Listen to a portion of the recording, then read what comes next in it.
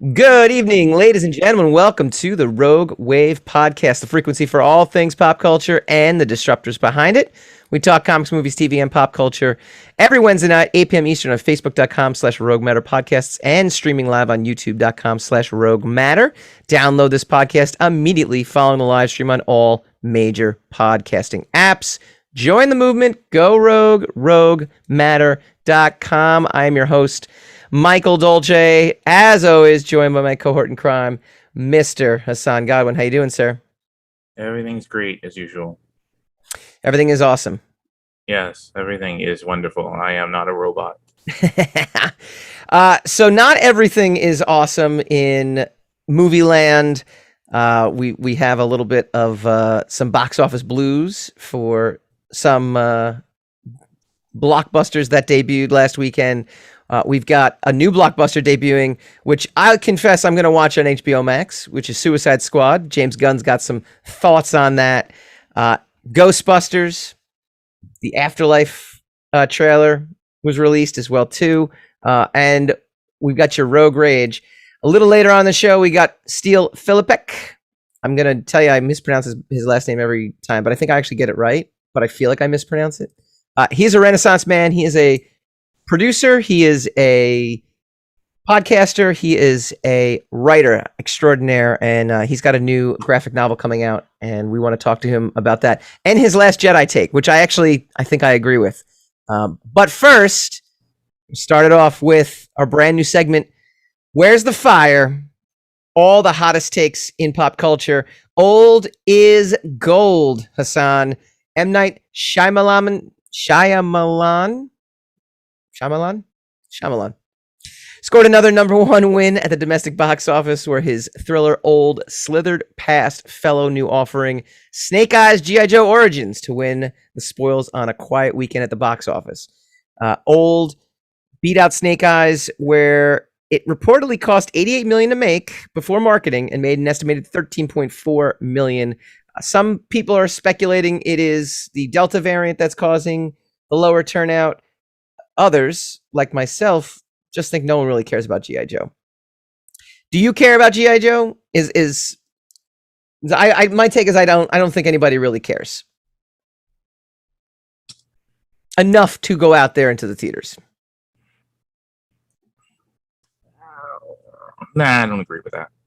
No? Because every movie, not every you're thinking as in the context of franchises, right? Not every movie that comes out is a franchise. Every movie has to win over and win an audience. Every movie is starting from scratch, right?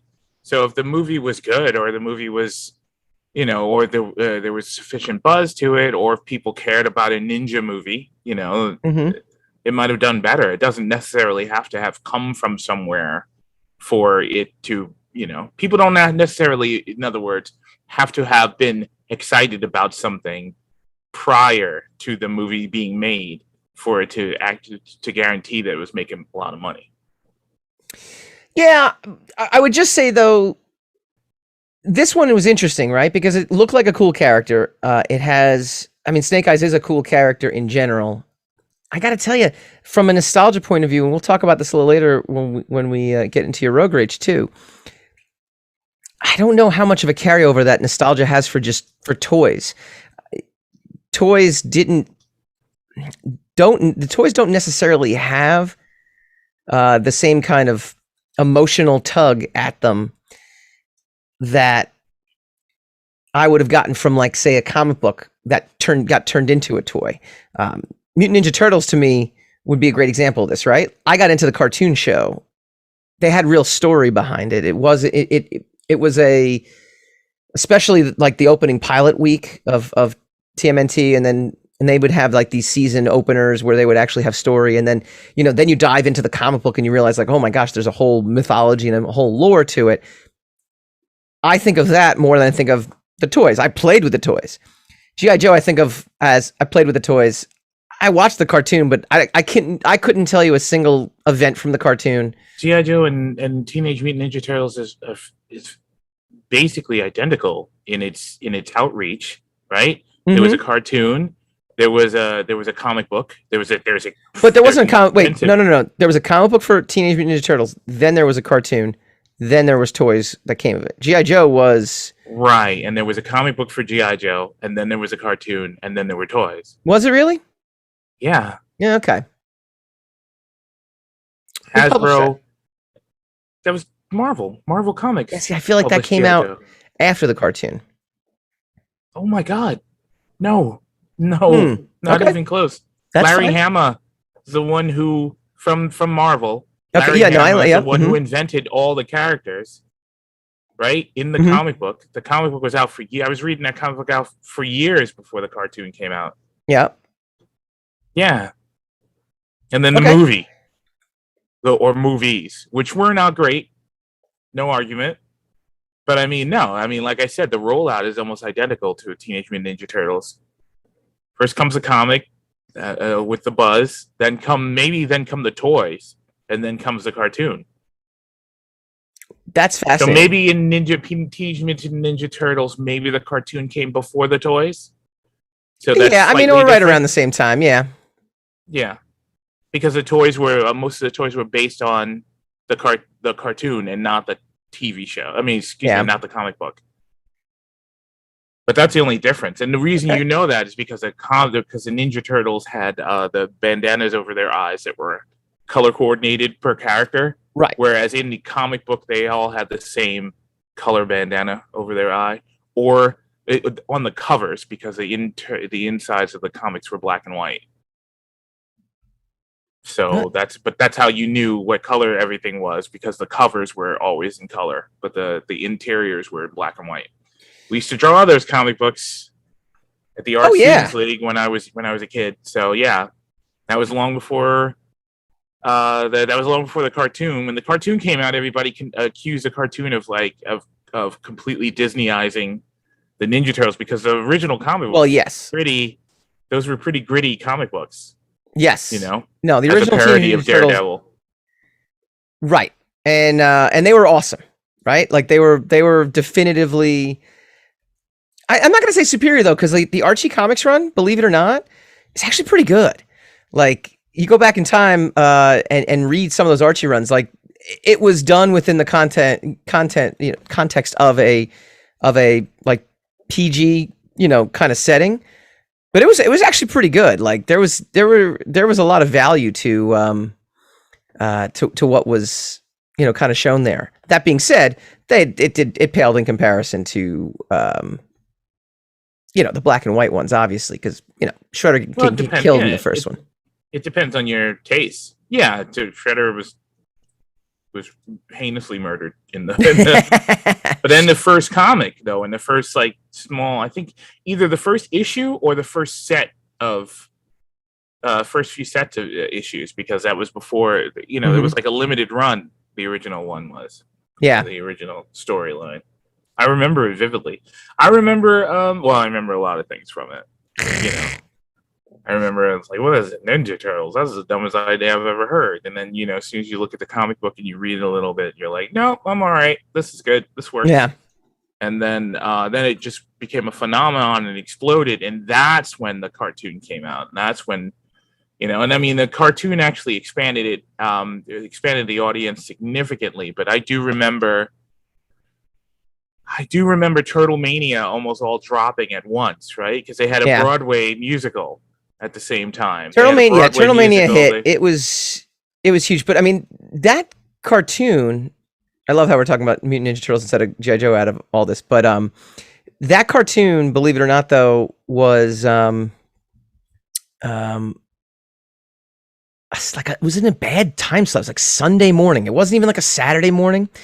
And I don't know how people found it. I know how I found it. The original cartoon was weekdays, though. The first cartoon was the first of that cartoon, which is considered to be season 1, is a 5-part miniseries that aired on the weekdays after school. No. Mutant Ninja Turtles started on a Sunday morning. No, they didn't.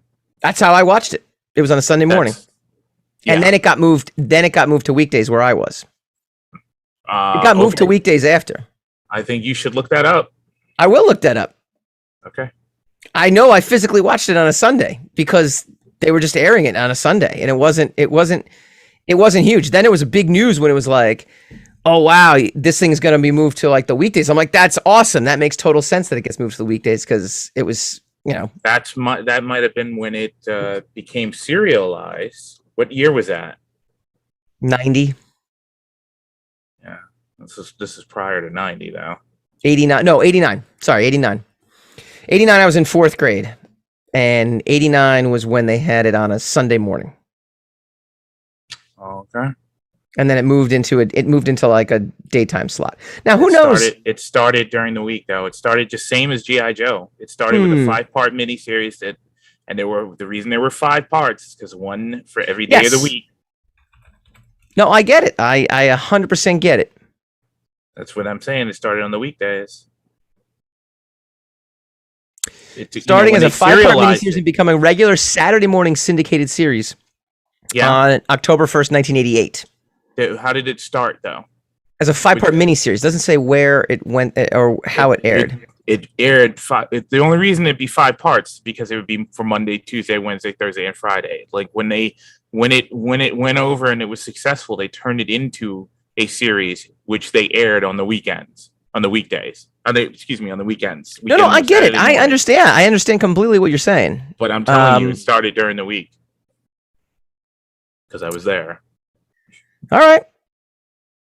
It said that on 1989 the series was expanded to weekdays, and that was in 1989. So that was after that. Starting as a 5-part miniseries and becoming a regular Saturday morning syndicated series on October 1st, 1988. It does not say it does not say how it debuted. It just said a 5-part miniseries, and I agree with you. Yes, 5 parts was generally for the 5 days a week. I get it. But it did not move. It says it did not. The series expanded to weekdays in 1989, so that was a full year. But that's around the time they syndicated it. That's around the time they had about 65 episodes when it became a full series. It had 47 more episodes for the new season. Yes. Mm-hmm. The original episodes were on the weekdays. No, I literally just. I know you're not listening to me though. December 28th, 1987 started as a 5-part series and became a regular Saturday morning syndicated series October 1st, 1988. Then in September 1989 it expanded to weekdays. So you might have watched them during the week, but you did not watch the original. I watched the original on the weekends because that's what it was. Booyah. Go ahead and double down on it, man. I literally I'm reading off the Wikipedia page. Starting as a 5-part miniseries and becoming a regular Saturday morning syndicated series. Not starting as a regular Saturday morning series. It started as a 5-part miniseries and became a regular Saturday morning. But it does not say when that miniseries aired, if it was during the week. I'm telling you, I was there. Okay. It's like confusing to me. Like, what were the first episodes I'm not going to argue with you about this. Never mind. All right. Never mind. Ironically enough, I watched them on Sunday mornings. So it also could be that we're both right in the sense that depending on what... I know I'm right because I was there when it started. Pix 11? When it aired. Pix 11? Yeah. Yes, okay. on Pix 11. Sunday mornings. Okay. Now, ironically, what started on Sunday mornings, Saturday and Sunday mornings, but became a weekday series later, it was a completely opposite rollout, was the Transformers cartoon, the Hasbro Sunbow Transformers cartoon.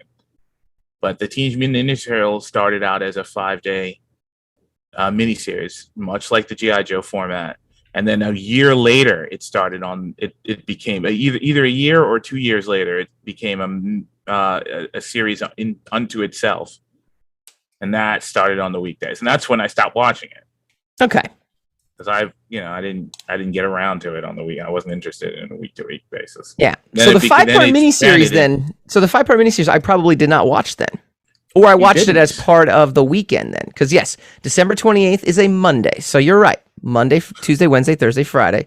But it was not syndicated during the week. It just debuted during the week. Should I boom you now? Boom, right? You should boom. No, I'm not gonna boom. I mean, I'm still right, but you know. No, you're not. You were not correct. You're not correct in the G.I. Joe and how G.I. Joe rolled out. You're not correct in the Teenage Mutant Ninja Turtles. if you had said that about Transformers, I would have been like, you are absolutely correct, because it did start on a Sunday. I do remember that, Michael Dolce. Did it? Because I don't remember. I watched Transformers, because I'm older than you. That's why you never give that any kind of consideration. You think that we're actually just merely saying that I don't remember really Transformers. I would not definitively. That's fine that you don't remember it. But then if you tell me I'm wrong when I'm telling you, no, this is exactly how it happened because I was there and I saw it, then that's, I don't understand why you would do that, The only thing I'm curious about is if it was a Saturday morning series, according to Wikipedia, how come I watched it on a Sunday? Because they probably showed it. They aired it Saturday and Sunday. No, it wasn't. Not in my network. Saw it on. Yeah, but not in my area. You I would have liked it. You're in New York. You grew up in the same place. I know. Well, a little different. It's the same television networks. I mean, it's the same. Wait, so you remember watching it on Saturdays? Because it never aired on Saturday for me.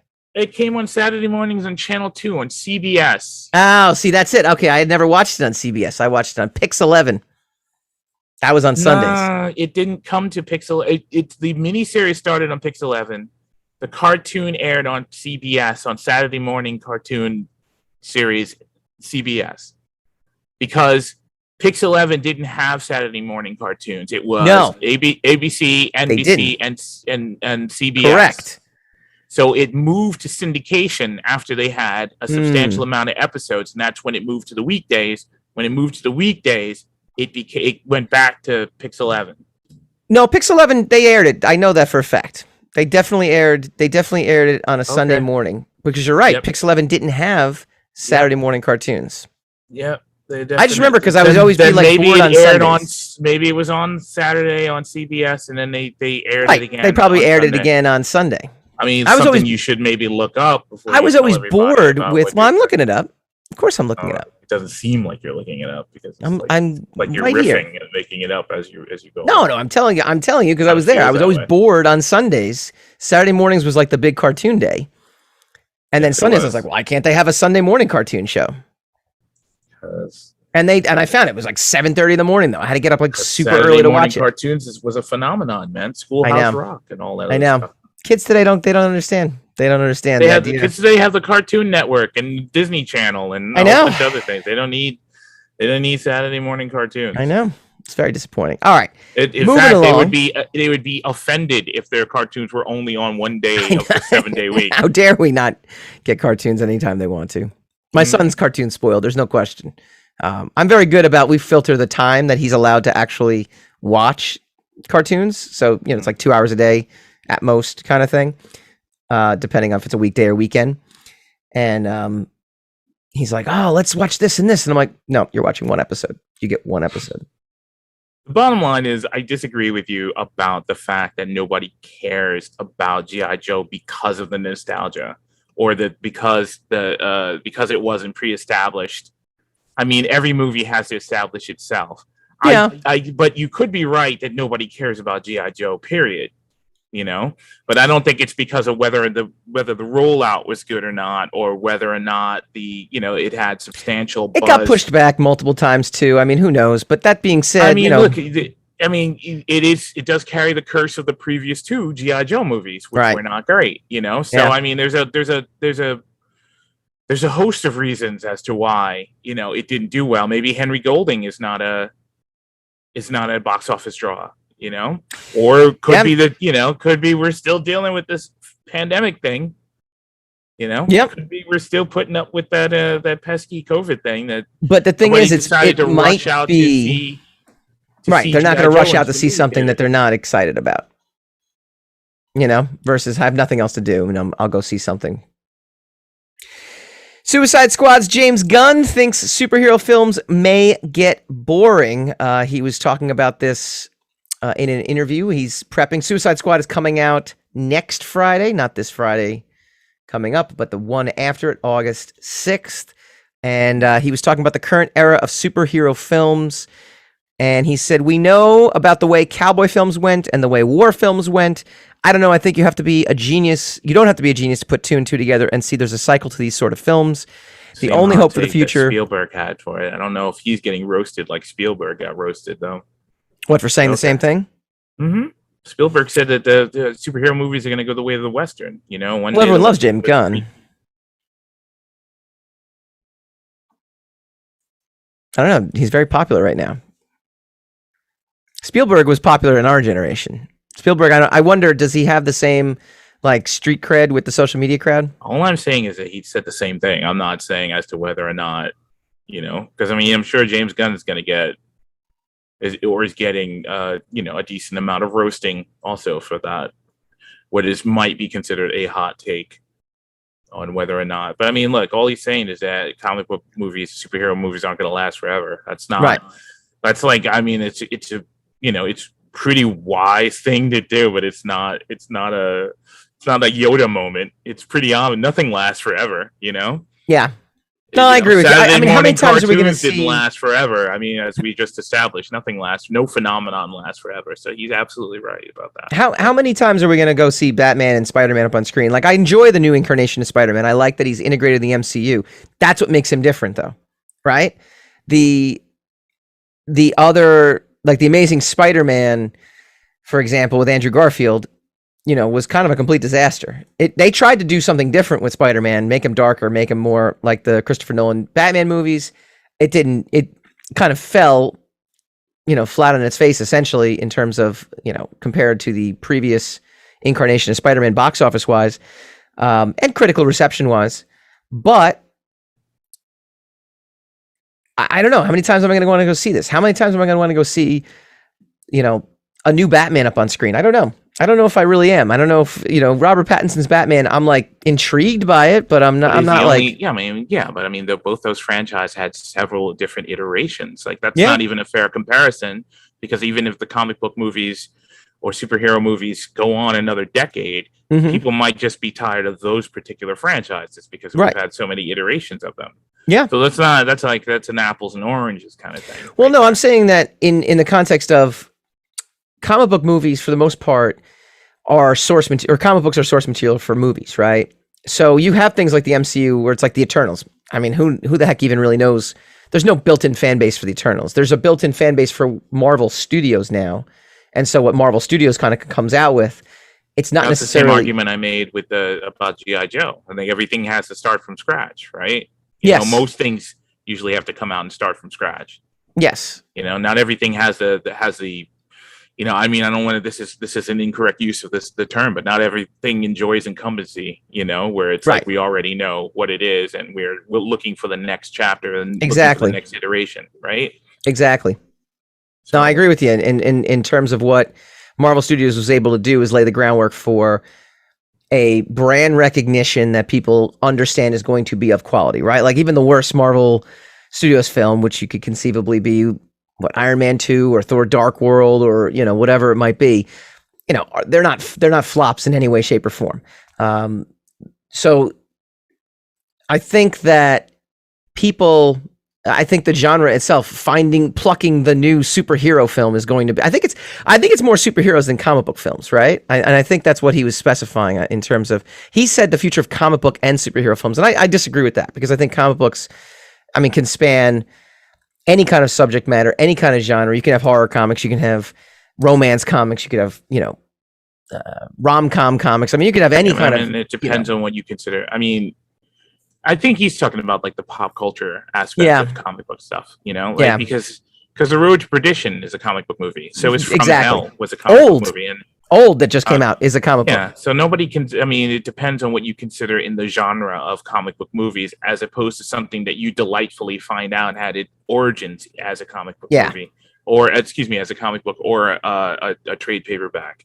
Yeah. So I mean, you know, it depends on what he's talking about. Because I mean, like we're always gonna pull from everything in order to make cinema. You know, in whatever terms, you know, in whatever manner that term has, you know, a meaning that term has in the current day and age, where cinemas are seemingly going out of style, right? So we're always going to pull from everywhere, from books, from you know, headlines, from comic books and magazines or whatever, to get our inspiration for something, you know, that rates high enough to be considered cinematic.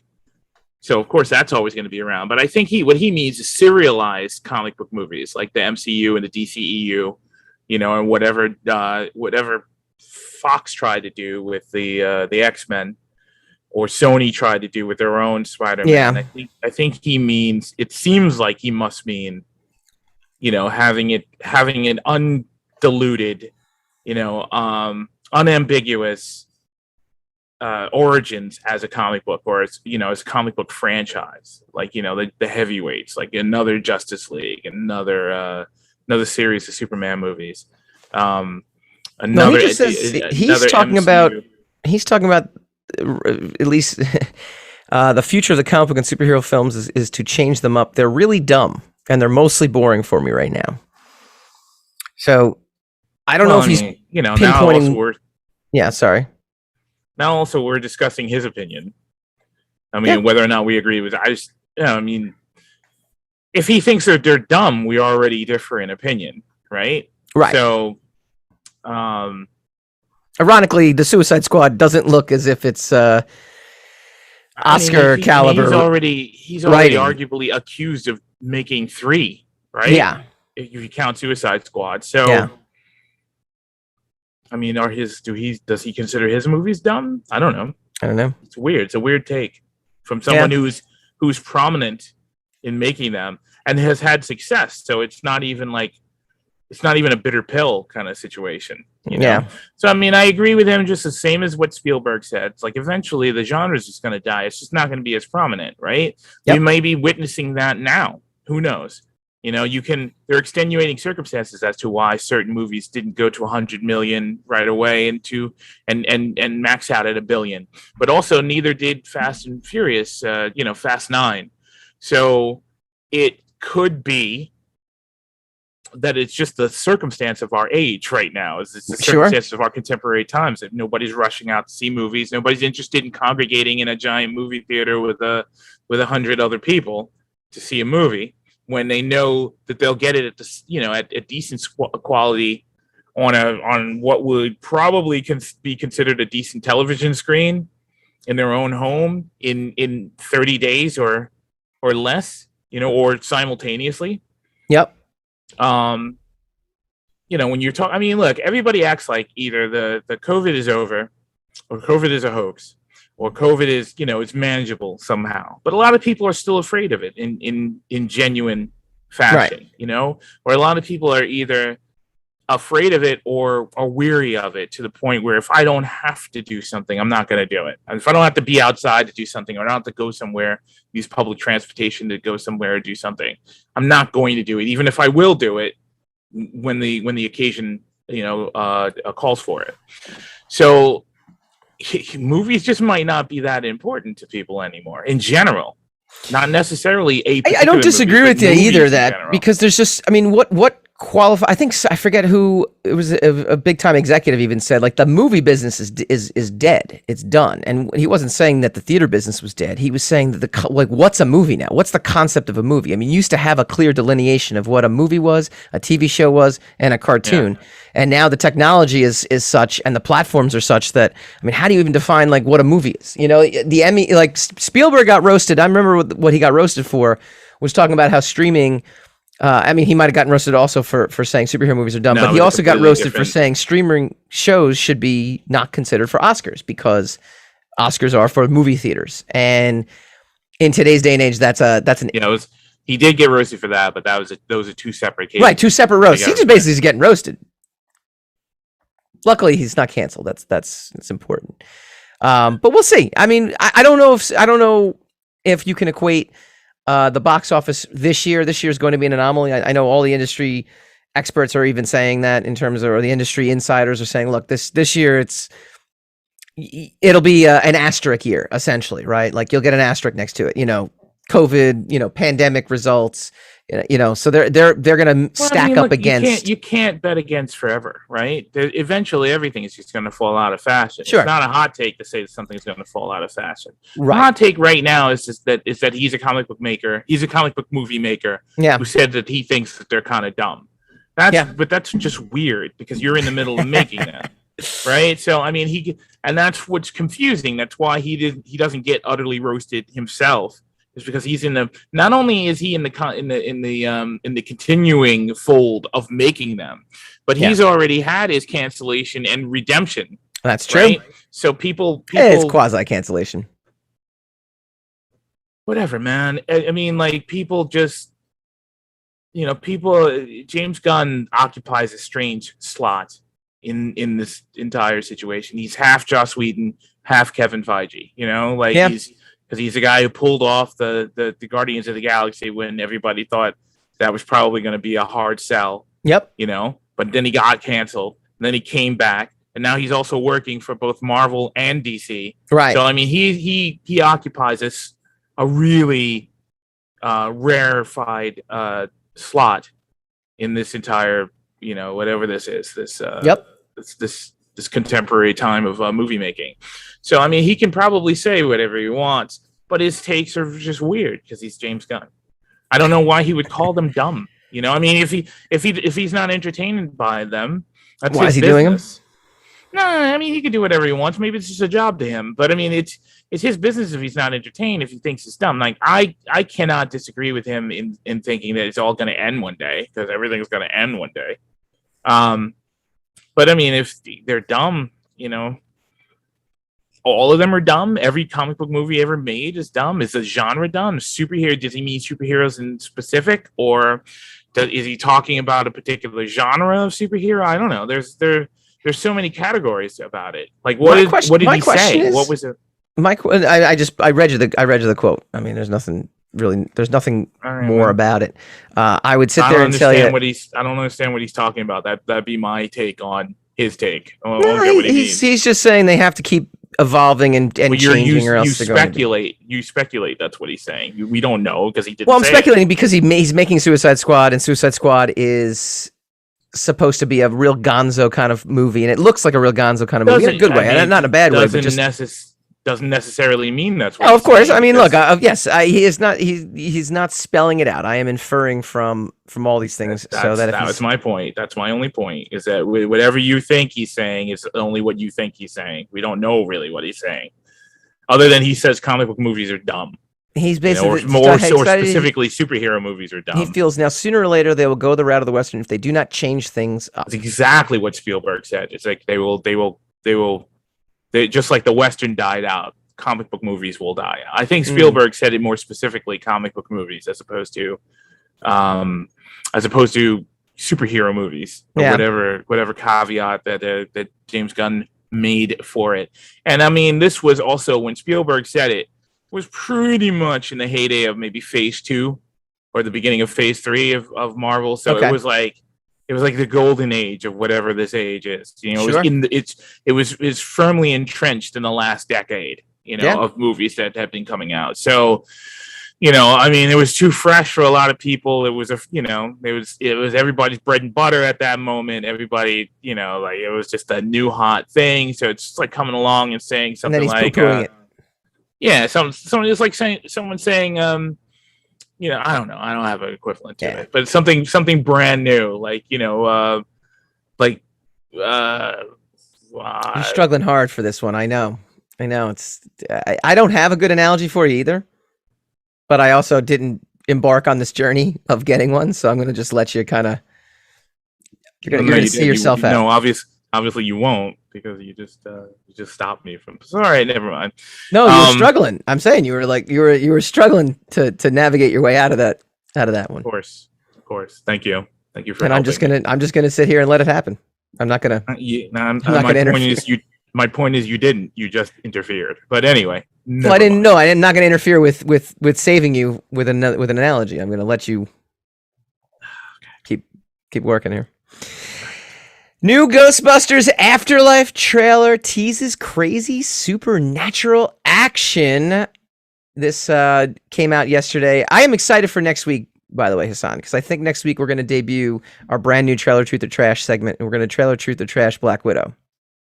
And we're going to do it in a way where we're going to watch the trailers and compare them to the movie that came out, right? So we're done reviewing trailers. We're done reviewing it, because reviewing trailers has gotten us nowhere, right? In terms of progress as a society. So Sure. Depends So on we're gonna do what you wanted to get from it. Yeah, we're gonna do the flip. We're gonna do the flip version, which is gonna be like let's take a movie after the fact, and then look back at the trailers and see whether or not the trailer was truth or trash, in terms of what it was trying to set us up to do in the movie, right? So I think it'll be kind of exciting to do that. That being said, we still can talk about trailers. We're not going to review trailers. We're going to talk about them. And the Ghostbusters Afterlife trailer, it was set to debut last summer, Ghostbusters Afterlife. It was delayed numerous times due to the pandemic, but now it'll be a nice family-friendly Thanksgiving offering. Set decades after the original 80s classic, the film focuses on Egon's grandkids and how they became the next generation of Ghostbusters when the new town they inhabit becomes filled with supernatural entities. Is the buzz on the street? Is the buzz in the street it's like super positive? People are going gaga for this? I've heard really positive things about the trailer. Yeah. I don't know. I don't know how the film itself is going to do, but I mean, no. I'm not asking about the film. I'm asking about this trailer. What the reaction seems to be nothing but positive, right? Nothing is nothing but anything. But yes, predominantly positive. Predominantly positive. Yes. My take is that the people that complain about reboots will be the first in line to watch this movie. And they should, because that trailer was friggin' awesome. It feels as if a lot of times when things get rebooted, they get rebooted with... Did you feel it was awesome? I did feel it was awesome. And I felt like when things get rebooted, it gets rebooted with a middle finger to what came before. I think that's the big takeaway I got from 2016's Ghostbusters reboot, where it just felt like, why would you not just continue the storyline? And you can do it in a way that transitions. Now, mind you, again, we don't know what the end product is going to be. Indiana Jones and the Crystal Skull was supposed to be a handing of the torch to Shia LaBeouf as Indiana Jones' son. I think that was one of the thought processes behind that, and you see how that went to the point where it's like, no, we don't really want Shia LaBeouf to be the new Indiana Jones. We want Indiana Jones to be Indiana Jones. In this, it's arguable whether that was the plan or not, but okay. I think it was one of the plans, right? It was because I know George Lucas. I think it's a pending possibility of it, right? But George Lucas was even saying, he's like, "Oh, I got big things planned for this kid," and blah blah blah and blah blah blah, and then obviously the movie did not exactly pan out the way he thought it would, critically and financially did quite well. Yeah, but I mean, Suicide Squad, the original Suicide Squad did well financially, but it got panned by critics and fans also, and therefore, it did well comparatively for what they spent on it, but it didn't do well comparative to the competition of the Marvel movies. Sure, which is why, and I mean, to whatever point, it's got its own renaissance, right? Where people rediscover it, and it decided it's not really as bad as everybody said it was in the beginning. So it is. Yeah. Everything has its own. But I get what you're saying. I understand what you mean. Yep. In its own way. But look, we don't know yet. Would be my take on it. I think the trailer was good, but the trailer was I think it was a competent trailer. But I think the trailer also enjoys the nuance of not being the 2016 Ghostbusters, So sure. Like if this was a trailer, if this was direct and the 2016 Ghostbusters didn't happen, and this trailer dropped and they said, okay, we're doing a sequel to Ghostbusters, that we're doing a third Ghostbusters movie, I think the reception would be way different. I think it would be the standard reaction to like, we don't need it, It doesn't need to happen. I agree with you. It's enjoying its characteristic as not being the 2016 Ghostbusters. It's enjoying the misstep of the 2016 version of Ghostbusters. Right, and here's the thing too, and I know we're not going to get into the prequels, but I'm going to use the prequels as an example. At the time the prequels came out, we're not talking about what the prequels mean now to the generation that grew up. I'm not going into that. The majority of the reaction to the Phantom Menace, for example, was not favorable compared to what had come before. And so when Force Awakens first debuted, there was a feeling of they put the tone back that we got in the original trilogy, right? And that was like the general feeling was like, wow, okay, this feels more like Star Wars again. Whereas the Phantom Menace was geared toward younger kids. It felt a little clean, a little polished. It felt like more, the special effects were more important than, like, let's say, the acting and the dialogue and direction and things like that, right? And in Force Awakens, I'm gonna say right anyway. That's incorrect. I'm not asking you to agree with me. I'm just telling you like this it is exactly when you say right. Like it sounds like you're asking, so that's why No, I'm always going to react. I'm always going to react to right as though whether I agree or disagree. So that's, okay, So I think this is exactly. No, it's fine. I agree with it.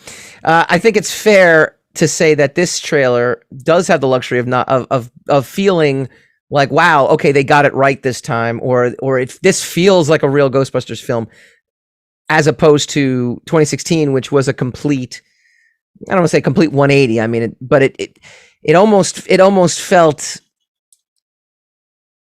like it did a disservice to the movies that came before. Like it didn't seem to honor it in any way, shape, or form. And so this is a way. I mean, that's the spin people put on it. Mainly the problem with the 2016 Ghostbusters movie was that it wasn't funny.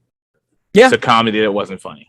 If it was a comedy that was funny or that was clever, people would have forgiven. I mean, there would still been the holdouts, but people would have forgiven some of the, whatever. I mean, just the same as everything else, where it's like, oh, this is a bad idea. This is a bad idea. Hey, that's not so bad. All right.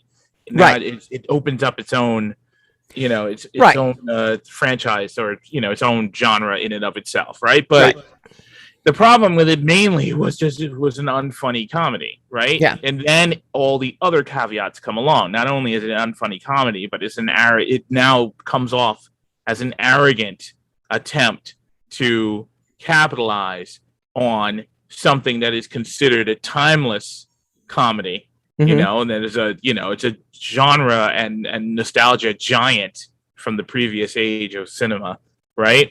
And so it when you fail, when you swing and miss, when you take that 3-point shot and you get it, you're a genius, who made an impossible shot. When you miss, you were an idiot for trying. Yes. Right. So it is what it is. It turned into that. Now, I'm not disagreeing with you from an insider's point of view, from a inside baseball point of view. It would have been better if they had just continued the story, if they did this. And there's a lot of genre jargon that you and I would use to describe it. But for the most part, the people who went to see it, who don't have any allegiance to anything, they just wanted to be entertained, and they went in, didn't laugh, and they left. And that's why that movie horribly tanked. Yeah. And then all that other stuff gets heaped onto it.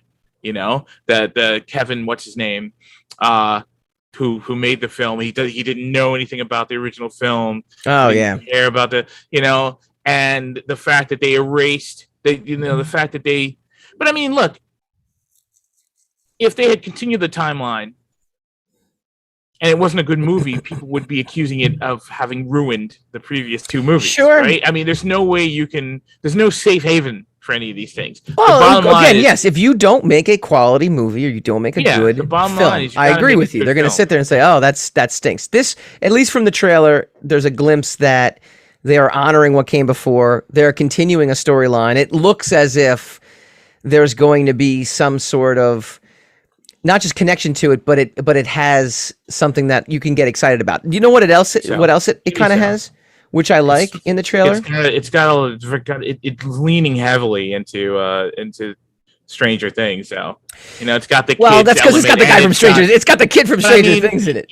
It's got a very heavy kids are doing it element to it. Yeah, sure. And with the added caveat of Finn, what's his name, Finn Wolford. Yeah, who is in Stranger Things. I know. Yeah, but here, you know what else it's got though too, which I actually kind of like. I like the old school ghosts and zombies that they're doing.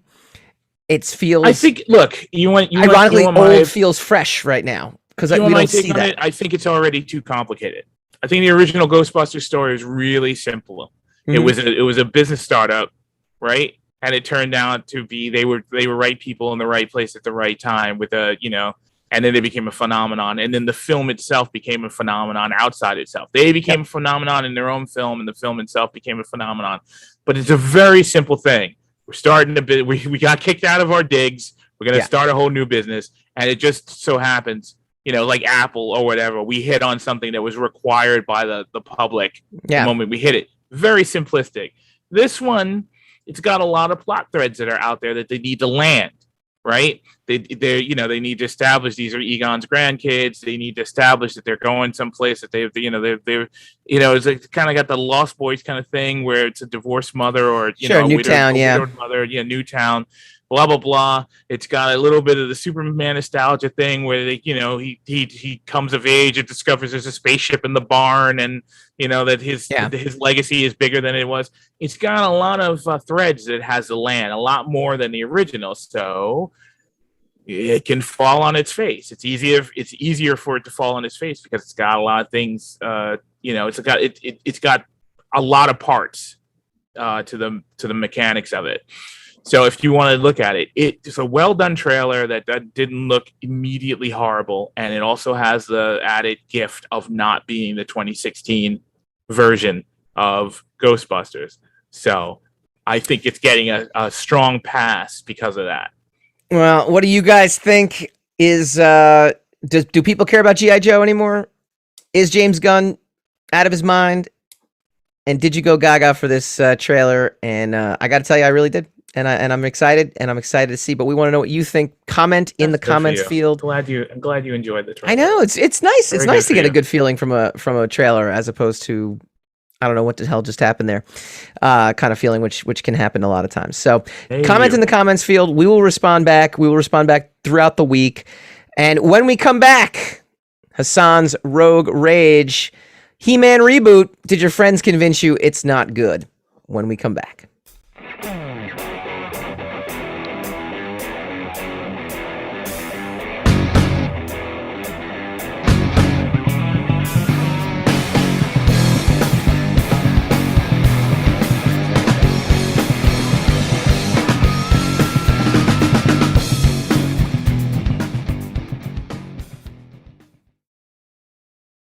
Welcome back to the Rogue Wave podcast. Hey, real quick, I am an associate producer on a movie, and we are like 5% away from being funded. Go to Seed and Spark, go hitormissfilm.com, and you can go check it out. We're like 5K from being funded, which is amazing. We wanted to raise 35,000. We've raised like 30 to 31. So hitormissfilm.com. Check it out. It's a great story, and I'm part of the behind the scenes team on it. So. We do this whenever Hassan has something he wants to get off his chest. Could be good, could be bad, could be anything. It's Hassan's Rogue Rage. Take it away, sir. Did you see the new He-Man? I watched the first episode, yes. You and your first episodes. That's a level of commitment to anything. Like, I'll watch the first episode, and so you know what's funny? I'm because I have a lot of thoughts on this. If there wasn't a controversy, I probably wouldn't have watched it. I liked He-Man as a kid. I have all the I still have the toys, by the way. I mean, I never got into He-Man when I was a kid. I watched it, but I never got those toys. They all looked the same. They were the same model. They were the same mold. Yeah. It was genius. It was genius how they made those toys, and we did not care. No, but I never really. They were kind of expensive because they were kind of hulking. They were like they were big. They were big toys. To the G.I. Joe toys. In fact, anyway, I got to tell you, my second grade birthday. So this is probably like 87. I'm going to assume. It's either my second grade or my third grade birthday party. I remember getting the sorceress because she could turn into like a what do you call it, like a falcon or whatever? An eagle, whatever. Whatever she, whatever thing she could turn into. I got that toy from one of the kids that came to my birthday party. I remember that being like, oh, it's I never had this one. It was a big moment. Were you like in your 30s when that happened? It just happened. Yeah, like it was my 40th birthday, and they're like, oh, I got this. No, but you know what I did do? I finally completed my McFarlane Spider-Man collection. I got Torment Part 2 through 5. So issue 2 through 5, which again, 20 years ago was hella expensive. Now, kind of affordable. Go on eBay, go on Amazon. Which is pretty much why you got it, right? Oh yeah. Nobody had to dig deep to get it to Yeah. you. But, they're like, wow, we finally sold one of these again. so you only saw episode 1 then? I saw episode 1, yes. What did you think of episode 1? So what I liked, I thought the opening to everything was deeply nostalgic and deeply reverential, which I thought was pretty cool. And I thought it was it definitely conjured up the feels for me. But obviously for me, it's a little different. I don't know what a little kid is gonna think coming into it. I thought, and spoilers here, I thought the end of issue 1 was an interesting decision on Kevin Smith's part. Basically, spoilers if you haven't seen it. What's that? Episode 1, you mean? Episode 1, right. I thought it was an interesting decision to basically theoretically kill He-Man and Skeletor. And then I read about the rest of the issues in terms of what the controversy is. Episodes, right.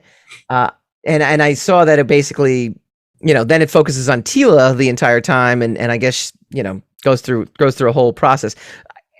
Interesting decision if you're going to reboot He-Man to kill off the 2 main characters. I know it's Masters of the Universe, so there's a caveat there, right? It's Masters of the Universe, not really He-Man. He-Man just happened to have been the central character before. I almost wonder if that would have been a better cliffhanger for the end of part 1, because it's like 5 episodes is part 1 on Netflix, I guess. But ultimately, I thought it was interesting. I don't know how interesting it ends up being after that. I'll check out the next couple episodes. Yeah. Okay. Yeah, that's one question you got a whole. I just asked what I thought of it. Episode 1. It wasn't a very specific question.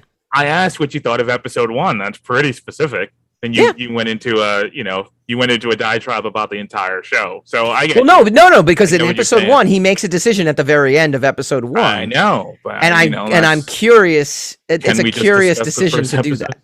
It's right. a curious decision to do that. Okay, that's what I thought was interesting. The other thing I thought was interesting too. All right. And this is going into the backstory of Teela, I guess, a little bit. I do remember Teela. I couldn't remember what Teela looked like in the original show, but she resembled She-Ra to me in this. Am I accurate in that? The way She-Ra used to look, not the rebooted version.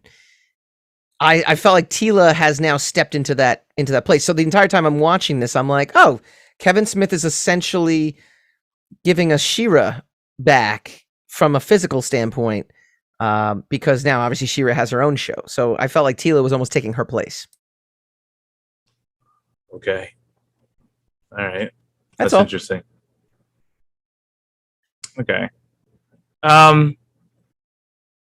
Yeah, I mean, look, the problem is with the way things are now, like you can't really, because everything is overly politicized, right? You can't really have a take on it that's just a genuine critique of the material that you're digesting, right?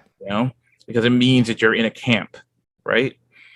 And so if I say like, I didn't like the He-Man cartoon, it's a camp, right? Because now it suddenly means that you're not into progress, or you're not into this or that, or you're complaining you're an social justice warrior or something like that, because of the polarization of everything. I don't know why everything has to be so polarized, but bottom line, I think my main issue with He-Man is that He-Man wasn't in it. Yeah. And it should be that He-Man is in it if it's a He-Man show. Right. I don't know. I don't understand the decision. It seemed like a deliberate decision to subvert expectations or something like that. And I don't necessarily know why you would want to do that. It's like it seemed like a very strange decision to me. Yeah. Well, I really don't mind that it was about Teela or whatever. And I'm sure if they tried to sell it as, He-Man's Teela, I'm sure it would have. I mean, it would have managed everyone's expectations of it, but it doesn't necessarily mean it would have brought them to the show in and of itself. Yeah, it's the same with the Thundercats cartoon that came out in like 2011, I think. That garnered a lot of critical praise, but I mean, its sole interest was to be a departure from the original, right? To the point where you're like, well, why'd you call it Thundercats? Why? What did you think that did you think that you had a better take on a mythology that was 30 years old that everybody loved? I mean, it's not always then why call it Thundercats? And why try to capitalize on the name? Yeah. If you're going to just completely, you're going to completely do a deconstruction of the genre in and of itself. It's just a weird, it's a weird approach to it. So like the main problem is, well, there's two problems, but the main problem is you called it He-Man, and He-Man's really not in it, right? And it's this slow discovery of that while you're watching the entire, because it doesn't take long to watch them. They're like 20 minutes each, 25, yeah, without commercials, yeah. Totally favorable in my opinion. No, I mean, in that sense, it's not a huge commitment, but while you're watching it, you're like, wow, He-Man's really like not in this, like he's like completely not in, to the point where, spoiler, they do find him in heaven, so like he genuinely was dead. Oh, okay. So it's like, okay, that's not even because you're waiting like as a genre specter, right? You're waiting for him to pop up. Like, no, I wasn't really dead. I was hidden in this, right? Having watched only the first episode, it would lead me to believe that he somehow comes back in the second episode. Right? It's like a cliffhanger for the second episode. He doesn't. Right. So like, if you watch it, you go like, this is not bad. The cartoon's not bad. The writing's not bad. The voice acting is great. I like the animation too. I dig it for some reason. It's okay. It's okay. Sure, but he's not in it. Like I did come here to see He-Man, and he's just not in it. Does Skeletor come back? No, because he's also like the most interesting. Like it really is. No, I almost feel like Skeletor is like. Skeletor does not come back. He came back at the end. Comes back in the last episode. Both of them kind of come back in the last episode. This is the other side of it, though. You're going to give us this. It's not going to be exactly what the name of the show is. I don't care if doesn't meet the audience expectation. If you call it He-Man, He-Man should be in it. He doesn't have to be the main character. You don't have to make him the main character. Sure. And he doesn't. He can be. You can kill him off if you want, right? But the marketing of it with that hero song, that I need a hero and everything, like, well, come on, dude. If you're like, hey, don't you remember He-Man? Don't you want to go back to where you came from? And hey, kids, do you want to see a real superhero? Here's a story about a superhero. And then he's not in it. Right. It's like Batman, but it's only Robin. The whole movie is Robin thinking about like, man, I miss Batman, like the whole time. It's going to elicit a reaction from people, and it's not always, unless it's genius, right? It's not gonna. It's like watching Spider-Man, but the whole movie is Aunt May missing Spider-Man, and you're like, okay, I get it. But how many wheat cakes can I eat? Yeah, I can't. Here's the question I had for you. Hold on. Go ahead. You can ask in a second. The other side of it is, excuse my language, fuck you in 5 episodes. Fuck this trend. I don't care. Beep all you want. Fuck the trend. I was surprised about that actually when it said it was part 1 is only 5 episodes. What am I gonna do with 5 episodes? What is this on Netflix? Mm-hmm. Stop. No, you cannot change the format of Netflix. I agree. So like, okay, I want engagement. You're going to do the 5, but you're going to make this controversial decision about your character. And then you're going to give us 5 episodes only. If you gave us 10 episodes and he was in half of them, then you wouldn't have your issue would not be as dire, right? But let me ask you the question, though. That's the question I want to ask. He would be in more than half of it. He would be in 50% of it, which means that it would be a He-Man experience by the time you finished it. And the last 5 episodes, theoretically, he would be in them. So the last thing you would remember is that he was, 2.5 hours of this, of this 5-hour extravaganza. I did get He-Man, so I'm all right with it. It would be. What if it's less of an argument to complain that he wasn't in the first half of a 10 of 10 episode string. Sure. As opposed to he wasn't in season or part 1 at all. You know, that what sounds better? If I told you he's not in episodes 1 to 4, but from 5 to 10 he's in it. He's good. You'll get your He-Man. Yeah. And you'd be like, okay, I guess I'll just have to slog through those first 4 episodes. As opposed to he's not in part 1 at all. Which one sounds better? Yeah, I'm curious what this is going to do to the ratings on it in terms of the streams, because I got to be honest with you, I only watched. Well, I mean, I watched it because we're going to do a Rogue Rage on it as well. I had heard about it. Oh yeah, the He-Man cartoon. Okay, and I heard some stuff about it, but I heard more about the negative reaction to it than I heard about the actual cartoon itself, and so part of me wonders, if it doesn't get politicized, if it doesn't, because it's now focusing on a second-tier female character as the lead, and accused of being woke and accused of being, Yeah, but I mean, that's all that that stuff. That's not where I'm. I know that's not where you're at, but I'm saying without that, would it just kind of have come and gone? I mean, would there have been enough interest in He-Man? How can you know? We can't know. No, I know they've made it. They've made a conscious decision to go a certain route. Kevin Smith made a conscious decision to go a certain route in terms of how he wants to tell the story, and now we won't know.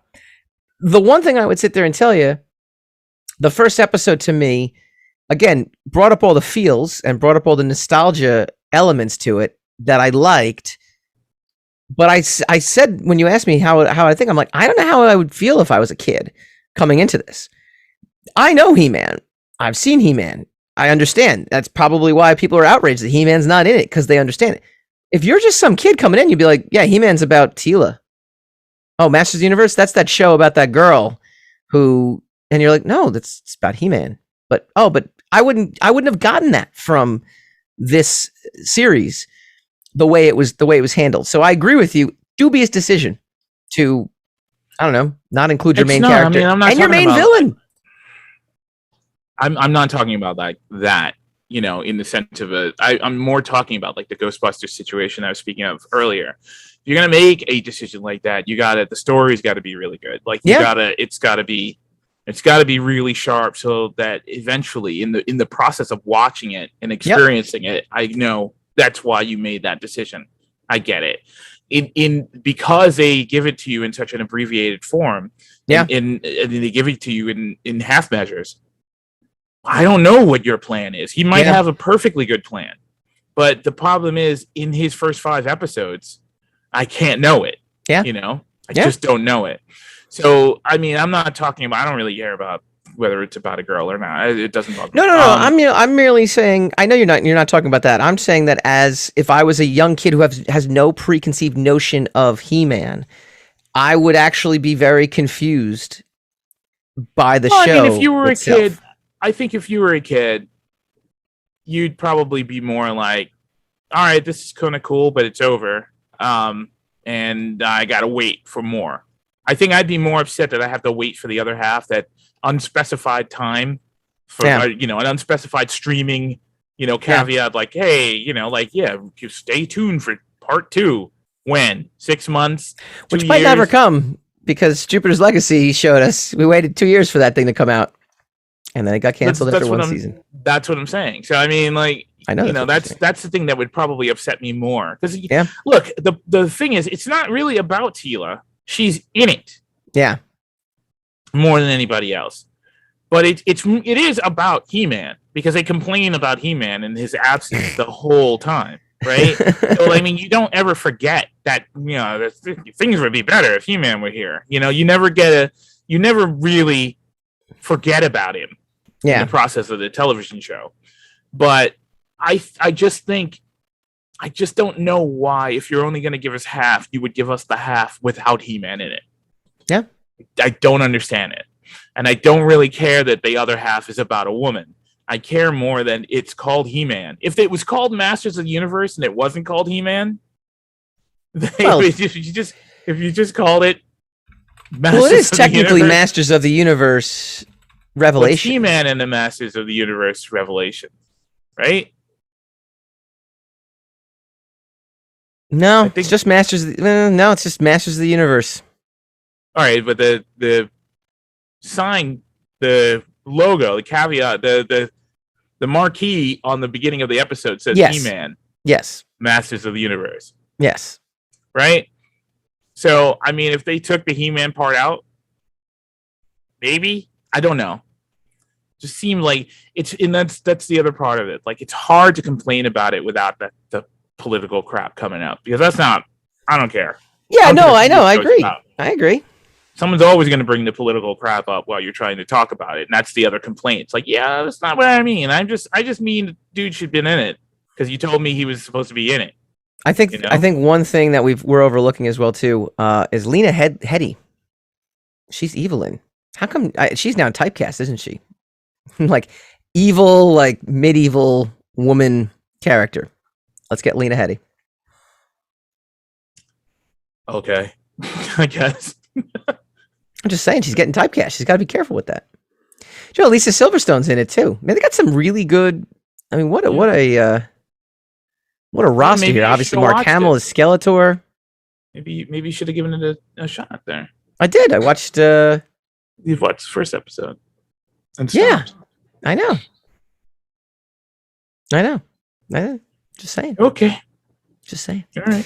What do you guys think? Did you like He-Man? Did you not like He-Man? Would you even have known that He-Man came out if you didn't hear about the controversy?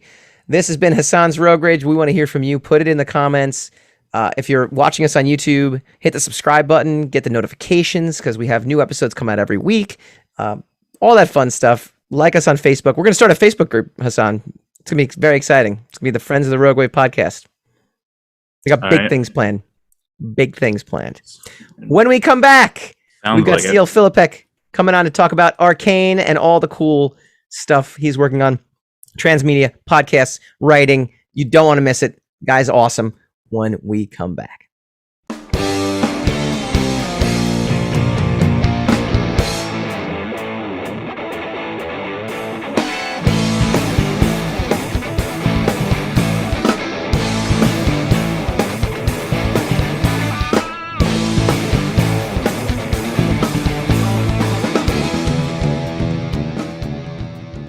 Welcome back to the Rogue Wave podcast. He is a producer, transmedia creator, multimedia designer, and writer of everything. Damn good writer of everything, too, I might add. Scripts, literature, comedy, audio dramas, essays, and more. He is Steele Filipek. How you doing, Steele? Very well, thank you very much, and thank you very much for having me on the show. Really appreciate it. No, we love. I'm surprised we haven't had you on more. We've had you on when we've done roundtables. We did it from Starlit Runner, so you were there. But that's about the extent. We haven't had you on, and that is for shame on us. For shame on us for not having you on sooner. For shame. We'll bring the shame. We are shamed. We are appropriately shamed. We'll get the lady from Ted Lasso to come out and reprise her role. Shame. As the shame woman. So you've got a YA horror comic coming out. It's called Arcane. Give us the skinny on this book. Yeah, so Arcane is about this 14-year-old kid, Hogan Serrano, and he accidentally touches this artifact called the Oculus.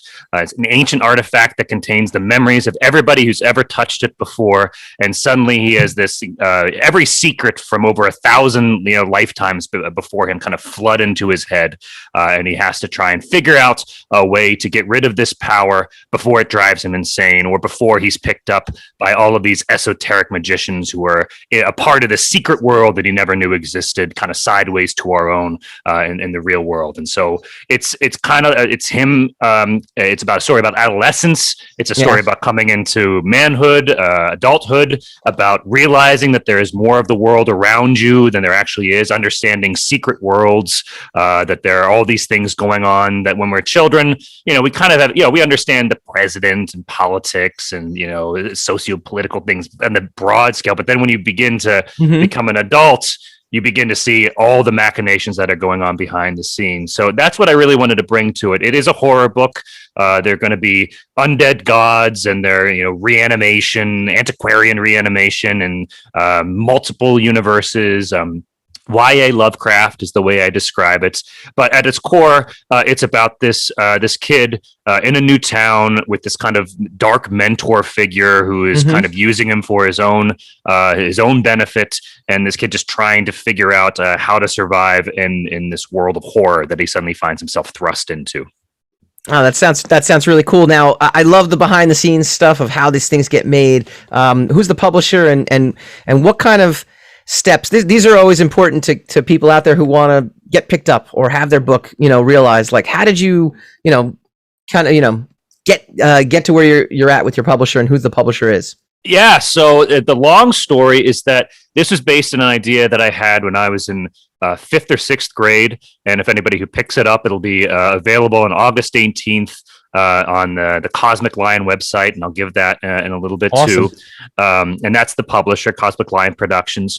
And slowly over the course of many, many years, I began to develop it. It started out as a superhero book, and then I began reading things like Saga of the Swamp Thing, particularly, and Hellblazer and Sandman, and a lot of different books like that. And it's more influenced now in the modern age by the Sixth Gunn and Courtney Crumrin, a little bit by Chilling Tales of Sabrina.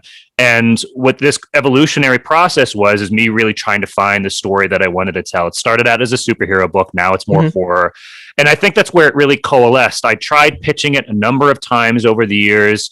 It was very influenced also when I was a young man by this TV show called Mighty Max, where there was this young man who gets an artifact, and it kind of allows him into this new world. I remember that.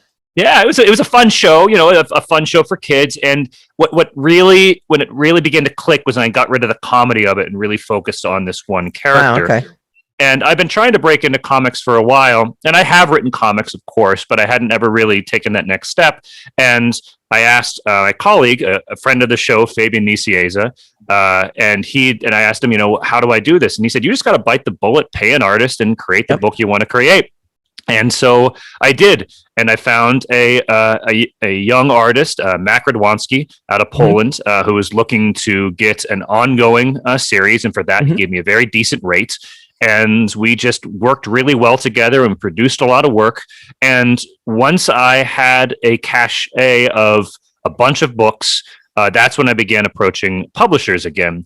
And I think that was the big thing for me when I began to get interest from it, because Comixology, the world is littered with supposed 6-issue arcs that peter out around issue 2 or 3, either because there's not enough interest, or the cost too much, or one of the team members loses interest. And I found that publishers were very interested in having this, there is a commitment to a longer form, and maybe it won't ever get published beyond the 6 issues that we have. There's a 3-issue arc that's going to be in print and digital this year, August, September, October. But there's another 3 issues that are ready to go right after that, and there are another up to issue 14 is written, and 12 is inked. So that was a big thing. It was a big financial commitment on my part. But comics ain't cheap. No, they're not. They're not cheap. People think, oh, it's a cheap way to create IP, and I'm like, compared to what? A blockbuster film. Yeah, right. Exactly.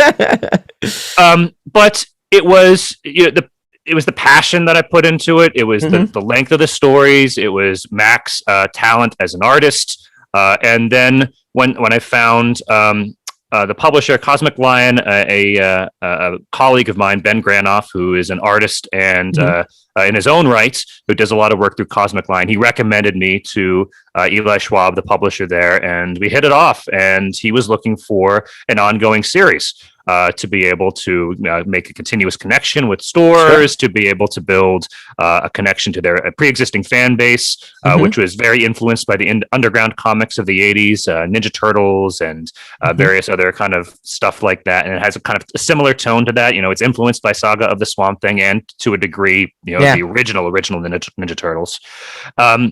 And so we did a lot of things. And the other thing is I always said yes. He said, do you want to do back matter? I said, sure. Yeah, back matter sounds fun. Let's do a letters page. He's like, how about a commentary? I'm like, yeah, let's do a commentary. I'll do. And so if you buy the book, you'll get my commentary on each page, what I was thinking about, the construction, the evolution of the process. There's a soundtrack, quote unquote, on Spotify that you can listen to along with it. There's pages. It's just all this extra stuff because we know, we can't offer what DC Comics, Marvel, Image offers with regard to slick pages, super high end paper quality. It's black and white. And that's purely an economic decision. There is toning that Ben actually did. It looks great. It looks really, really good. But we felt we had to over deliver. And I think that's the other thing, saying yes to over delivering, really putting yourself out there, reaching out to local stores, reaching out to local podcasts and friends and seeing what they can do to help you out, share the word, and find like-minded people who are going to like the book. I'm not going to get rich off of this. What I want to do is find an audience, find people who would really appreciate this work and, make a connection that way. I think there was a great Entourage a long time ago. There was an episode, and there's a great episode, and it's during the Aquaman movie, and they said Eric says to Vince, he goes, "We didn't pay you. They don't pay you to act. They pay you to promote." And I feel like when I heard that line in relation to the comic book business, that's really where it almost, especially when you're an indie creator and you're working on your own stuff. I mean, there's so much work that goes into the promotion aspect. You said you did this out of pocket. Now, why not do something like a Kickstarter, which is also equally and even more, I'd say, more work, to be honest with you, than just straight out doing it? Yeah, so we'd considered a Kickstarter to begin with, but I've consulted on a lot of Kickstarters for multimedia success, and the number one reason for failure is that there isn't enough of a fan base, there isn't enough of a buzz built up beforehand. People just kind of assume that crowdfunding is going to take care of everything, and you really need 30 to 40% of your costs covered up front from friends and family, from fans, people who are going to be able to, get it up to that front page as quickly as possible and take it over. And the other issue with a Kickstarter was I did want to be able to produce books on the regular. I did want to be able to have a maybe not monthly. We're going to do 1, 2, 3, take a short break, go 4, 5, 6, take a break, 7, 8, 9, take a break. But if, it kind of loses steam if you have to go issue by issue in that. And it's not a full-time position for either Mac or I. We both have full-time jobs. And, I put a lot of effort into it, but, 10 hours, 15 hours a week on something like this, that's not enough to put out a monthly book. Maybe a quarterly book, if I really want to do it. And it is a 28 story page book as opposed to the standard 20 for Marvel and DC. So you are getting a little more bang for your buck for that. But even still, I wanted to see if we could get a buzz early on with these issues, get people enticed, keep the price point low, use this as a loss leader to get people interested in the book. And then maybe for 4, 5, 6, probably more like 7, 8, 9, there'll be a Kickstarter to help offset costs, do bigger print runs, to be able to reach trade even. Exactly. To be able to bring that out. And, that's the ultimate goal. If the goal is to reach people, it's not necessarily to make money. I'll be thrilled if this takes off, but I'm not planning on it. The goal is to make fans and to find people who would like the book. No, that's exciting. And you said you're busy, and you are, because you're also producing 2 podcasts. Yes, I am. Queens of the Sapphire Sea, which is an audio drama. And you also have another one, which is a bi-weekly podcast called Building a Better Story World. Tell us about podcasting. One's an audio drama. One, I guess, is more informative, educational, instructive. Give us the lowdown on that. Yeah, Queens of the Sapphire Sea. You can find it at queens.buzzsprout.com, or if you on any fine podcatcher, Stitcher, Spotify, iTunes. It's an adventure serial set in the 1930s about a pair of seaplane mercenaries for hire over the Mediterranean Sea in France. Very much influenced by Miyazaki, Porco Rosso in particular. There's classic adventure serials, a lot of witty repartee, high flying, 1,000 rounds a minute, back and forth kind of comedy action adventure.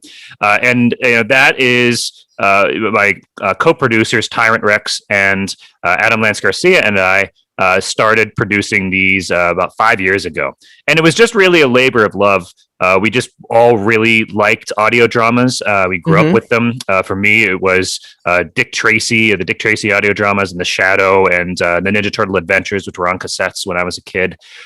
For other people, Adam Lance Garcia has a show coming out as well called The Green Llama that will be a part of this series of the next season of Queens, where right now we're re-releasing the first season and then gearing up to season 2 in September. So it'll be brand new episodes beginning the first Friday in September. Right now, this Friday, we're going to be, or I should say Friday the 31st or the 30th is going to be episode 3 of the first season. And that's just, it was a creative outlet. It was a way to create a television show without having to create a television show. We cast everybody. We wrote all the scripts. We did all the production, all the editing, all the promotional material. It was kind of like being a showrunner without having to have a studio.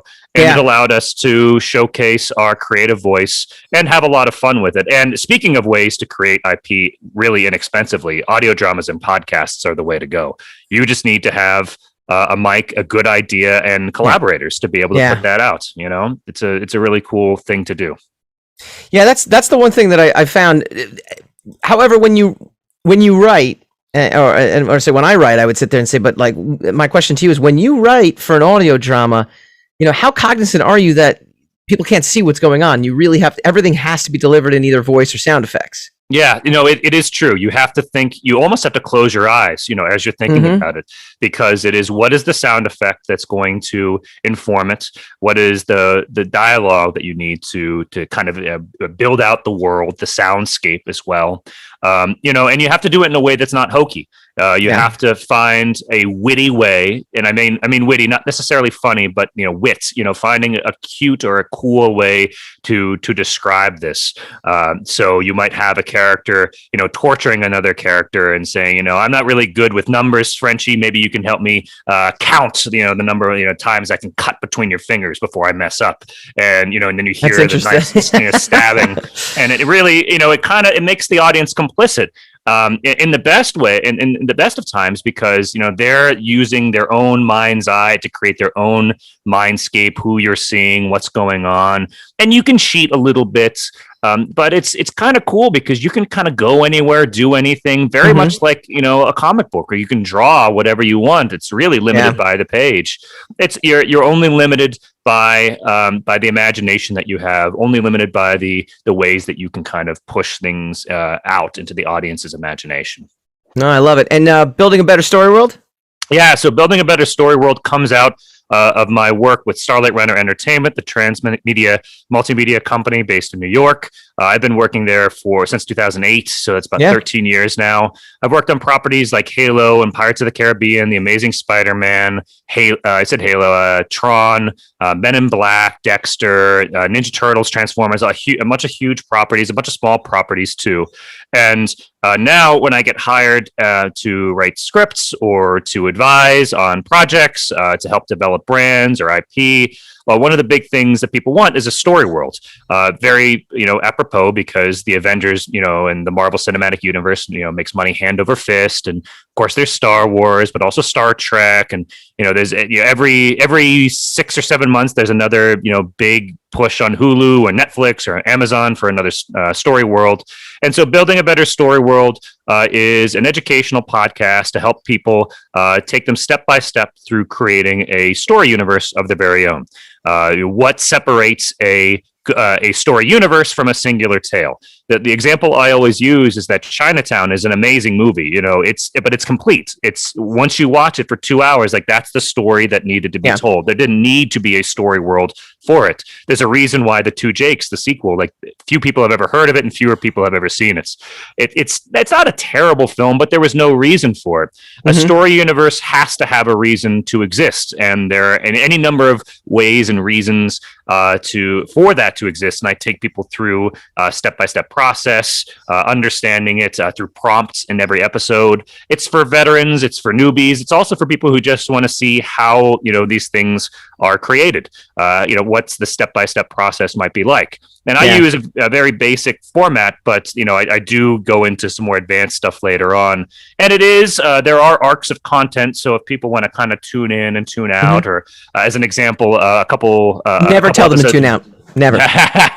Never. Fair, you must listen to every episode in 5 order. times. Yeah, download it, re-download it. Yeah. Yeah. Mm-hmm.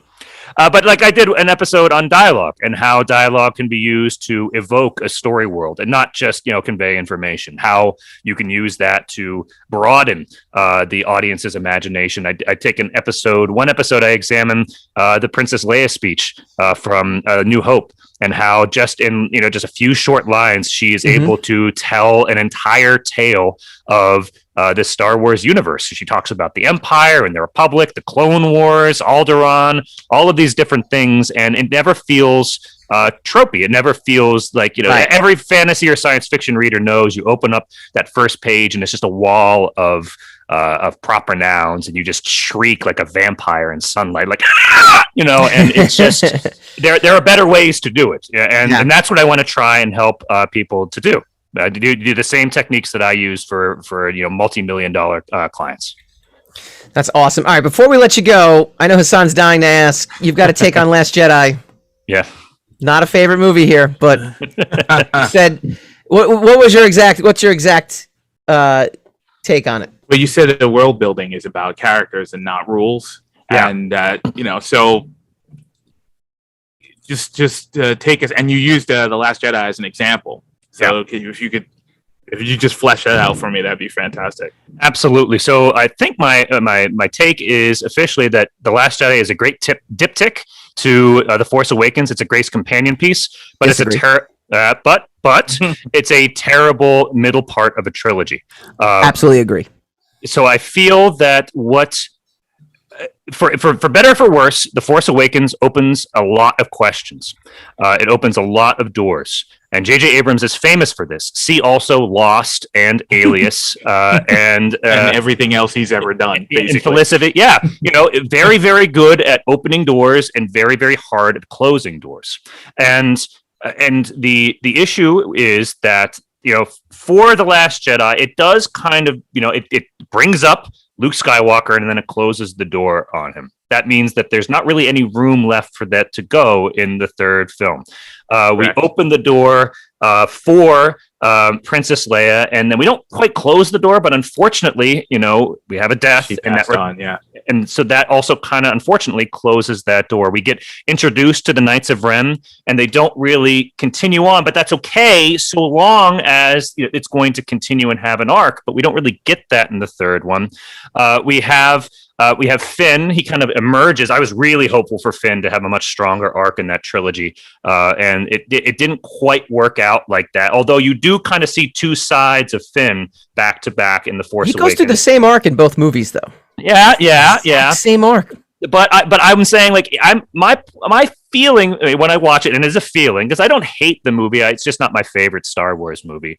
I feel that they work very well together, but there's no impetus for the next film. And so with the characters, particularly with, let's take Poe as an example. He's this hotshot renegade, but he's also kind of an idiot. And The Last Jedi kind of focuses on an idiot plot, where if they just told him what was going on, things would kind of resolve a little better. And so that kind of takes away some of his power. What you need in a story world is you need multiplicity. George Lucas understood this implicitly, that you need the rogue, you need the knight, you need the princess, you need the wise old man, you need the furry ape-like mechanic, or whatever that might be, the dark knight. All of these figures are very evocative of classic storytelling across the globe. There's a reason why, it's a worldwide box office success.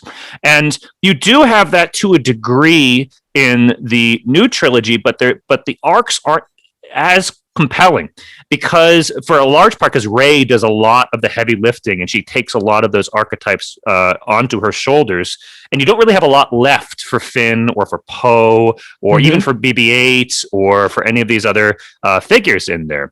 You don't even quite get enough for Kylo Ren or some of the darker figures because so much of that is put on Rey's shoulders. And I think if there just been a little, if there'd been more flaws to Rey, what I thought where they were going with this, she has all this immense power and she can't control any of it, which is why she's seeking out Luke Skywalker, why she is tempted by the dark side of the Force, because they both offer her control where she has none.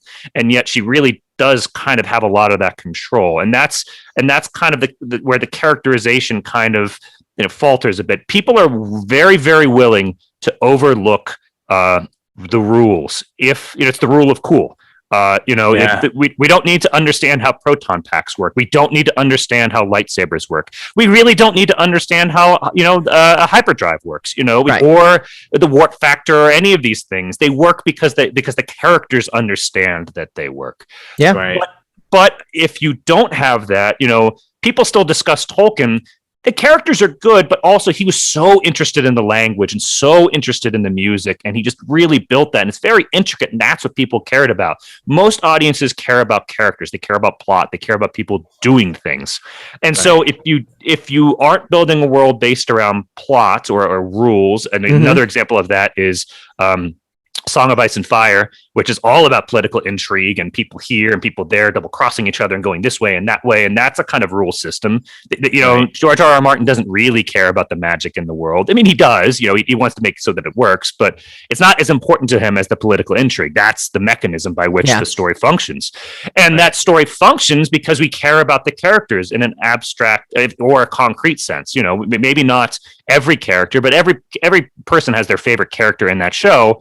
And it's kind of like having your favorite friend or your favorite X-Men or your favorite Avenger, okay, this is a Joey heavy episode, whatever, but, and then we're going to get to Rachel and Ross and things are going to pick up. Or, okay, I get it.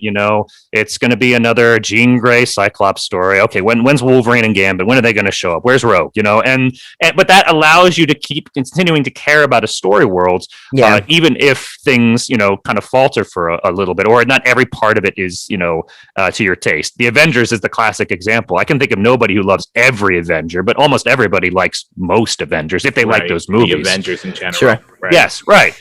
And so I feel that, and because that The Last Jedi works within and The Force Awakens, that's great, but there's no culmination for any of the other characters in the trilogy. So where am I going to go with Finn? How am I going to imagine what Finn is like after this whole trilogy is done? I mean, that was the beauty and the majesty of the extended universe. You had all these adventures, and yes, they contradicted each other constantly, and there were so many of them, but all it was people just imagining, what happens after? What happens between, with the stories before, the stories after? And there's a reason why the Inter-Republic Imperial timeline is so, ripe for exploration, because people want to know there's this huge span of time in between when Anakin becomes Darth Vader and The New Hope. And we can see this with Fallen Order, obviously with Clone Wars and, all this stuff. And it's because people are just imagining what's it like, because that universe kind of succeeds. And that shows that, even as mixed as a response that the prequel trilogy got, there was still a lot of imagination and there was still a lot of character building that was put into that, so that even now people are clamoring for an Obi-Wan television series with Ewan McGregor. And there aren't too many people who want a Poe storyline, a Finn storyline, a Rey storyline. And that's a shame, because I really was hoping for more out of what was coming. I don't think it's terrible, but I feel like it was a missed opportunity. I think it kind of started off high and it went low, as opposed to the prequels, which kind of started off low and then kind of built up towards something by the end of it. Yeah. Right. All right. So in essence, we agree to disagree. No, I'm just kidding. Our big takeaway, or at least my big takeaway from watching that movie, was seeing. I literally felt like I watched the final piece of a trilogy, and I'm like, I missed. There's a movie in between that we didn't watch because nothing at the end of episode of The Force Awakens actually continued correctly into the, I mean, even just the littlest lines of, okay, they defeated us and they killed our Starkiller base. Okay, great, everyone retreat. Snoke just tells him that, and then if you watch the next movie, it's like, we have them. And we're like, what? How come? Yeah. But that doesn't. And then Poe, all of a sudden, he went from like calm and cool and collected in Force Awakens, and then all of a sudden he's like, I'm a hothead. It's like, well, wait a minute. I must have missed something. I must have missed a movie in between here. Yeah. I think also, like, as you say, like that so much of the story is on Rey's shoulders. And I don't think that they successfully fleshed out her character to the point where she could actually bear that weight, to the extent that we don't know her hopes, dreams, wants, or anything like that. You don't know why she's doing most of the stuff that she's doing, because every time you get an opportunity to info dump and explain exactly what her motivations are, it just kind of subverts expectations and walks away from it. Yeah. Sorry, continue, please. No. I mean, that's basically it. I mean, I wish she was even if it was all on her shoulders and we didn't have a Finn or a Poe. I wish that she was a three-dimensional, for me, more of a three-dimensional character, so that I could at least root for her. But I don't know what her goal is, up until the third one, and the third one is it is what it is. That third one is what it is. Yeah. It's really hard to pull off a twofer. Look to the second two Matrix movies. Look to the second two Pirates of the Caribbean movies. Look to even the second two Back to the Future movies. I love the Back to the Future series, but pretty much everybody likes one, either part 2 or part 3 more, and they kind of tolerate the other one. Right. Or even Casino Royale and Quantum of Solace, which was the first true sequel. It's really hard to pull that off because you've gone through this emotion for that first one, then you have to carry on with that emotion next year or the year after. Kill Bill Volume 1 and Volume 2 is another example, where you kind of lose all that passion, or you tell the great story up front and you don't quite have enough, or it's just a really overly long movie that's divided in half, and there's no real reason to have two parts when you could either chop it into 3 so you could have distinct storylines, or you could combine it into one overly long movie. I was always looking forward to the Kill Bill Ultimate Cut, which was promised to me. This was too long of a movie, so I had to split it into 2, and I never got that, and maybe it's for the best. I don't know. Yeah. Well, yeah, the jury's out on Kill Bill. People are still contemplating what the phenomenon of Kill Bill is all about, and it's amazing. And it seems like a thing that he abandoned. There was a lot of promise to it, and I'm not talking about like he abandoned it in a bad way. He just refuses to go back to it now that he considers himself done. Yeah. But I do remember when it first came out, there was a lot of talk about like an ultimate cut, or some kind of follow up to it, and it was just never going to materialize. Mm-hmm. He's got one more movie to go. That's it. So he says. One. Yeah, so right. He says. Everybody changes their mind after he does his last movie. Let's see what he says, because I'm sure he's still going to have something to say after that. We'll see what he says. Steele, tell everyone where they can find all your awesome stuff and all the things you're working on right now. Yeah, absolutely. You can find Building a Better Story World. It's babsw.buzzsprout.com. You can find Queens of the Sapphire Sea, queens.buzzsprout.com. You can find me on Twitter at Words of Steele, WORDSOFSTEELE, and on my website, steelefilipek.com. It's for all the Steele Filipek that you can stand. Look out for Arcane, #1 coming August 18th online from Cosmic Lion Productions, and there's going to be issues 2 and 3 in September, the 3rd or 4th Wednesday of every month, depending upon the month. Very, very cool. Steele, thank you so much for joining us. When we come back, more Rogue Wave podcast.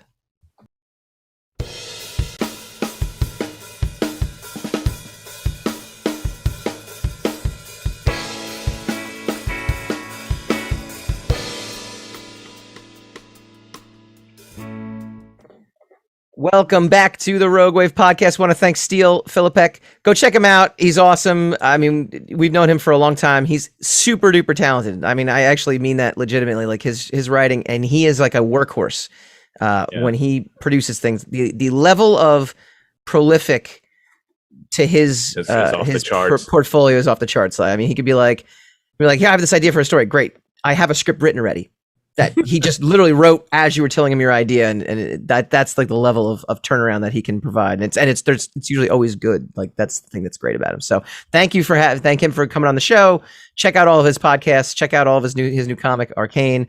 Next week, we are going to be, I'm telling you, Hassan, I think we do it. I think we debut Trailer Truth or Trash, Black Widow style next week, unless something else happens in between. Of course. This week and next. We will see you guys next week.